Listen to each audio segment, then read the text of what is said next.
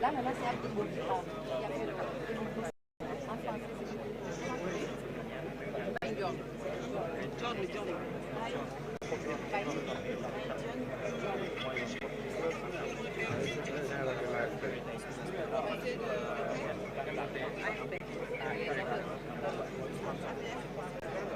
Non, non.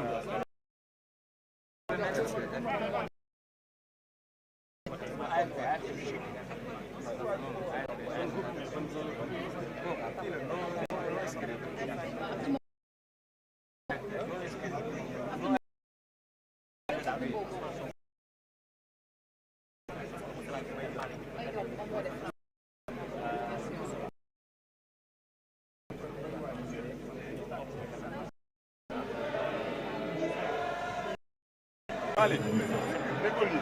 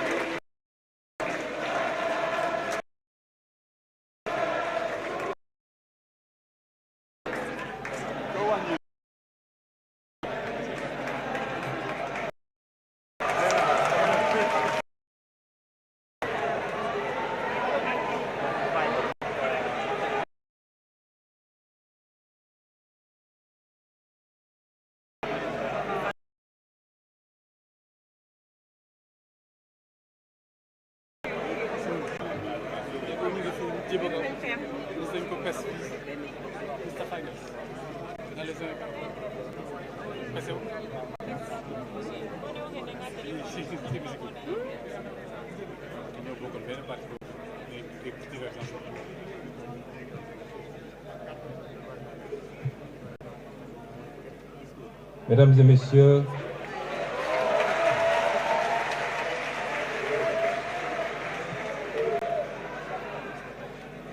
Mesdames et messieurs les honorables députés, Madame le secrétaire d'État chargé d'évacuer les affaires courantes,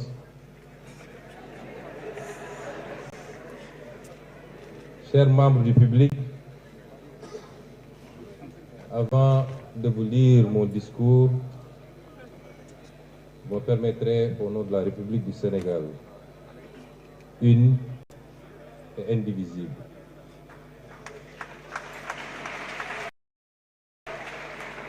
d'adresser mes chaleureuses félicitations à mon nom propre, au nom de la représentation parlementaire, à M.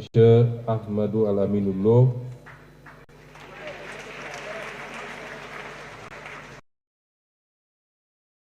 mais le ministre du Sénégal, que j'ai fait nommer secrétaire du gouvernement rattaché à la priorité et avec lequel j'ai cheminé pendant 1 an et demi et abattu un travail colossal dans la confection d'abord des référentiels, notamment celui du Sénégal 2050, le master plan, le master plan et tous les autres documents relatifs au référentiel. Et je peux témoigner que c'est un travailleur acharné, un homme compétent, un homme dévoué.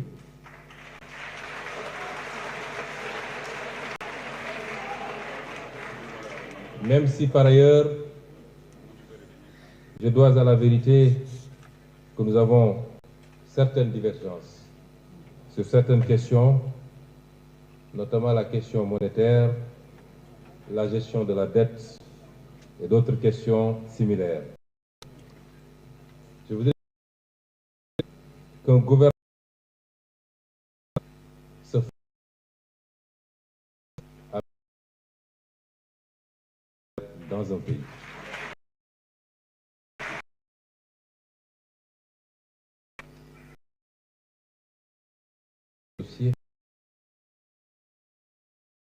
Pour la formation d'un gouvernement sans Pastef.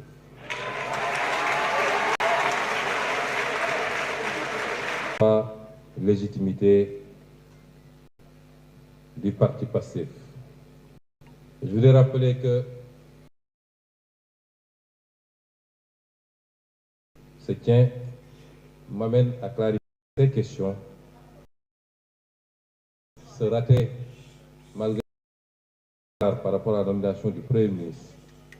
Pastef, qui est la formation politique, et c'est inédit dans les annales politiques de ce pays et peut-être du monde, qui est la formation politique à la fois majoritaire dans l'opposition et au pouvoir, reste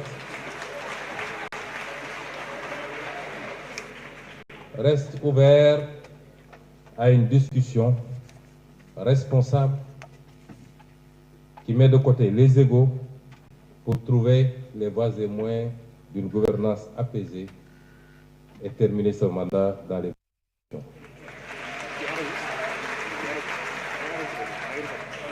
Et cette discussion ne se fera pas autour des hommes et des femmes. Elle se fera autour des orientations et du programme. Sur quoi devrons-nous entendre désormais avec l'exécutif?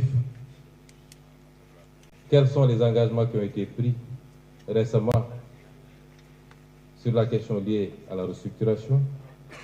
Quelles perspectives pour le maintien du pouvoir d'achat et éviter de faire subir aux Sénégalais les conséquences d'une augmentation? Quid de la justice et du jubal jubanti? Autant de questions qui devront fonder les discussions s'il en est avec le président de la République pour pouvoir envisager de continuer à l'accompagner dans la sérénité, le parti, l'Assemblée nationale, les majorités que nous détenons aussi bien dans l'opposition qu'au niveau de l'exécutif. Et j'en appelle donc à la responsabilité, au sens du dépassement. On ne peut pas être dans un système d'hyperprésidentialisme au Sénégal aujourd'hui. Et la configuration actuelle en a décidé ainsi. Mesdames et messieurs les honorables députés, nous voici réunis dans cet hémicycle en un jour 3 fois symbolique. Lendemain de Pentecôte et retour de Popenguine pour les chrétiens, jour de la station et du jeûne d'Arafat et veille de la Tabaski pour les musulmans. Il y a quelques jours encore, j'étais à la tête du gouvernement. Mon bilan y est très précis.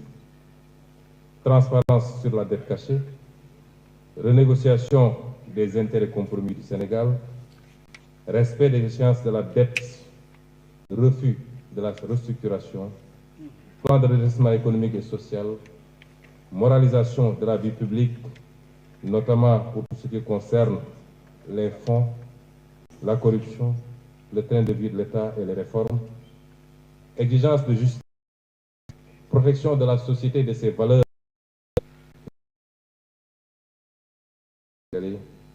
apaisement du climat social, redéfinition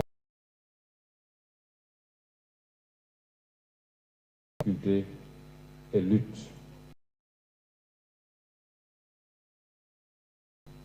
Et maintenant, l'Assemblée nationale. Qu'il me soit permis d'abord de rendre un hommage appuyé à mon prédécesseur.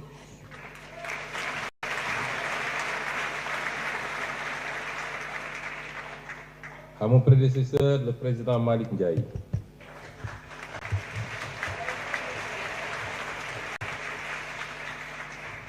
Pour sa loyauté sans faille envers les idéaux patriotiques qui nous ressemblent.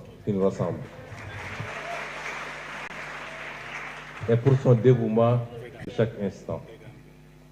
De le féliciter ensuite pour son bref mais brillant passage à la tête de cette Assemblée, qu'il a profondément transformé. Sur le plan matériel et symbolique, il a réhabilité ce bâtiment qui commençait à porter les stigmates du temps, de l'usure et de l'abandon, lui rendant un peu de son lustre et de sa superbe. Sur le plan humain, il a porté une attention exemplaire aux hommes et aux femmes de cette institution. Techniciens, greffiers, collaborateurs, personnes de service, améliorant leur statut, rappelant avec force que derrière les bancs des députés, il y a des vies, il y a des familles, des dignités à protéger. Sur le plan financier, il a imposé une régularisation rigoureuse et méthodique des procédures budgétaires, mettant fin aux zones d'ombre et aux pratiques opaques. Sur le plan technologique, il a engagé la digitalisation du travail parlementaire, nous dotant d'outils modernes alignés aux meilleurs standards.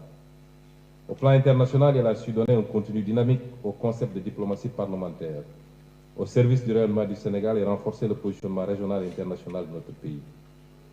Président Malick Ndiaye, au nom de tous les députés de cette institution, au nom de notre formation politique, au nom du peuple sénégalais, à mon nom propre, je vous dis merci.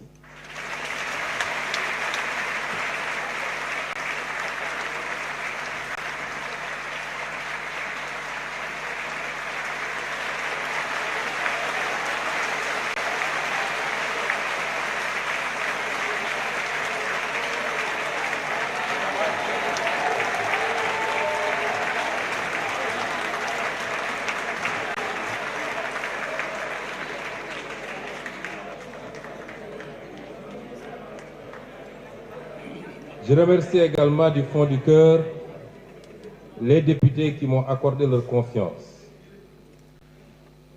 Députés de la majorité, mais plus encore députés de l'opposition qui m'ont accordé leur confiance. Cette confiance me lie. Aujourd'hui, vous me donnez plus que jamais les moyens insoumis et institutionnels de notre rôle de gardien vigilant de notre révolution.